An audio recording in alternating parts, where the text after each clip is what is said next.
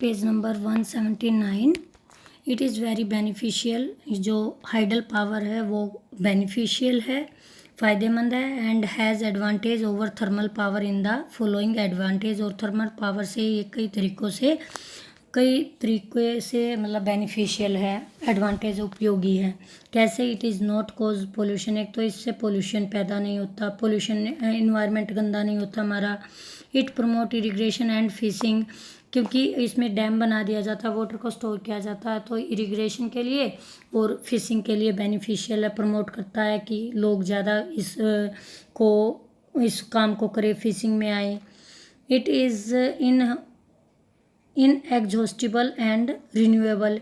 एक ये क्या होता है कि ख़त्म नहीं होता है, फिनिश नहीं होने वाला रिसोर्स है। और रिन्यूएबल है, जल्दी ही मतलब रेन हुई दोबारा से वाटर हमें प्रोवाइड हो जाएगा। It is expensive to set up. कहता है इट इज़ एक्सपेंसिव, ये एक्सपेंसिव है, महंगा है इसको सेटअप, इसको लगाना। But running is cheap and cost effective. लेकिन जब इसको एक बार लगाना तो महंगा है, लेकिन इसको चलाना सस्ता है और कॉस्ट इफ़ेक्टिव है। Hydro power has higher productivity. Hydro जो जल विद्युत शक्ति है उसकी हायर प्रोडक्टिविटी है, ज़्यादा पैदा होती है। 1/4 of the world's electricity is produce by hydro power. कहता वर्ल्ड की 1/5 जो पार्ट है इलेक्ट्रिसिटी प्रोड्यूस करने का वो हाइड्रो इलेक्ट्रिसिटी है, हाइडल पावर है, यानी जल विद्युत शक्ति के द्वारा ही बिजली पैदा की जाती है। China has the largest amount of the potential hydro power. जो सबसे ज़्यादा है वो चाइना इसको लार्जेस्ट अमाउंट में प्रोड्यूस, पोटेंशियल यानी कि सबसे ज़्यादा शक्ति पैदा, जो जल विद्युत शक्ति पैदा करने वाले देश है। अदर लीडिंग प्रोड्यूसर दूसरे जो हाइडल पावर के हैं वो हैं पैराग्वे, नॉर्वे और ब्राज़ील। ये कंट्री इसके बाद हैं जो हाईएस्ट या लार्जेस्ट अमाउंट में हाइड्रो पावर इलेक्ट्रिसिटी प्रोड्यूस करते हैं।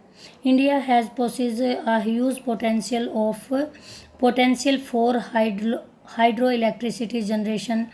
कहता है कि इंडिया आगे मतलब पॉसिबल है कि इंडिया में भी इतनी अक्षमता है, पोटेंशियल है कि वो हाइड्रो इलेक्ट्रिसिटी जनरेट करेगा। Some of the important hydel station. India में जो जो जल विद्युत शक्ति के स्टेशन हैं वो कहाँ बनाई जाती है, हाइड्रो इलेक्ट्रिसिटी के पावर स्टेशन है वो हैं भाखड़ा नांगल, पंजाब में है, सतलुज नदी पर। नागार्जुन डैम बना हुआ है, गांधी सागर, दामोदर वैली प्रोजेक्ट, ये हाइडल पावर स्टेशन है इंडिया में जहाँ पर हाइड्रो पावर इलेक्ट्रिसिटी जनरेट की जाती है। इन रिसेंट ईयर, जो ये कुछ साल गए हैं अभी हाल के सालों में, लार्ज डैम बिल्ट, एक बड़ा डैम बनाया for generation of hydel electricity. Hydel power electricity को, हाइड्रो इलेक्ट्रिसिटी को प्रोड्यूस करने के लिए। Have come under opposition for a variety of reasons, कई कारणों से उसका विरोध किया गया। क्या रीज़न थे? They result in displacement of local communities. जो लोकल कम्युनिटीज़ थी उनको कहाँ पर डिस्प्लेसमेंट किया जाए, यानी कि उनका पुनर्स्थापन कहाँ किया जाए, कहाँ बसाया जाए उन्हें। फिर क्या? इन अनडेट लो एरियाज़, इन अनडेट होता बाढ़ आना, फ्लड आना, लो एरियाज़ में बाढ़ आ जाती थी इस डैम के कारण। एक्सपेंसिव टू सेटअप, इसका सेटअप लगाना काफ़ी महंगा है। फिर डिफरेंस बताया है, थर्मल जो तापीय ऊर्जा है और हाइडल पावर है जो जल विद्युत है, उसमें क्या डिफरेंस है। Thermal power, it is non renewable source of energy. कहते हैं ये नॉन रिन्यूएबल सोर्स है, एग्जॉस्ट हो जाता है जल्दी से।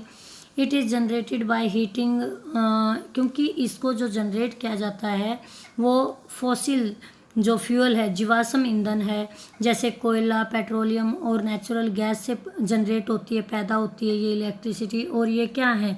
ये नॉन रिन्यूएबल सोर्स हैं। इट कोजेज एयर पोल्यूशन, क्योंकि तीनों ही धुआं छोड़ते हैं, कार्बन डाइऑक्साइड छोड़ते हैं, तो ये अपने एयर को पोल्यूशन मतलब प्रदूषित करते हैं। इट इज़ वेरी एक्सपेंसिव, और ये काफ़ी एक्सपेंसिव है, महंगे हैं। It is renewable source of energy, जो हाइडल है वो रिन्यूएबल है, इनएग्जॉस्टिबल सोर्स है। It is generated using the force of running और फॉलिंग वाटर, इसको वाटर को से जो बहता हुआ पानी है, रनिंग वाटर है, उससे जनरेट किया जाता है। इट इज़ पोल्यूशन फ्री, इससे वायु प्रदूषण नहीं होता, किसी भी टाइप का प्रदूषण नहीं फैलता। इट इज़ इकोनॉमिकली, इसको मतलब कम आप खर्चे पर इसको है, तो ये एक्सपेंसिव ये नहीं कह सकते बिल्कुल फ्री है, लेकिन कंपैरिजन जो आपका थर्मल पावर प्लांट है उससे ही सस्ता पड़ता है।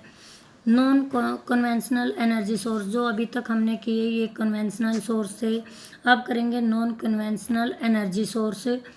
न्यूक्लियर पावर, सबसे पहले इन्होंने न्यूक्लियर पावर को बताया है। न्यूक्लियर पावर इज ऑब्टेन्ड, ये जो कन्वेंशनल है ये हमारे जो पुराने टाइम से ये चलते आ रहे हैं एनर्जी के सोर्स, वो हैं, ये ट्रेडिशनल है। नॉन जिनमें हमें टेक्निक यूज़ करनी पड़ती है, वो सोर्स हैं non conventional energy source. Nuclear power is obtained from uranium and thorium, जो न्यूक्लियर पावर है वो कहाँ से मिलती है, कहाँ से प्राप्त होती है, थोरियम और यूरेनियम से। It is less widely used as compare to other power source, जो दूसरे विद्युत शक्ति के जो हैं बिजली के सोर्स संसाधन है उनके कंपेयर इसका कम यूज़ किया जाता है। दो इट एमिट होता है उत्सर्जन करना, निकालना, लार्ज अमाउंट ऑफ एनर्जी, बहुत ज़्यादा मात्रा में एनर्जी उत्सर्जन करती है।